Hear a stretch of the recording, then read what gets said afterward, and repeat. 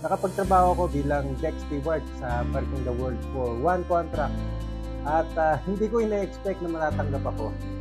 Nag-apply ako sa Jebsen, isang manning agency sa Maynila at dumaan sa application process.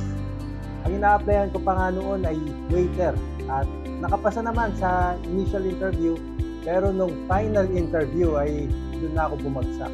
Halos gumuho yung mundo ko dahil sa sobrang dami kong in-applyan ay bumagsak pa rin. Ano pa nga ba magagawa ko kundi tumayo lang at magpatuloy sa pag-apply.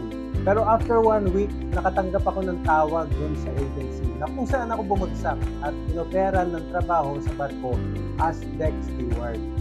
Siyempre naman, tinanggap ko agad kahit hindi ko pa alam yung posisyon na yon o yung trabaho na yon. Nagtanong pa nga ako sabi ko, "Ma'am, ano po ba ang trabaho?" At in-explain sa akin na sa full deck ako magtatrabaho under bar department.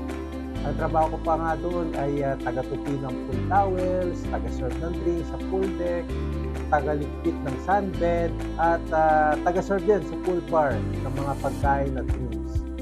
Ang maganda dito, 10 hours lang ang trabaho at ang sahod na in-offer as entry level ay $1,100 or 60,000 pesos kada buwan. Siyempre, bukod pa yung tip na makukuha natin. Ang best part pa nito, around the world ang biyahe.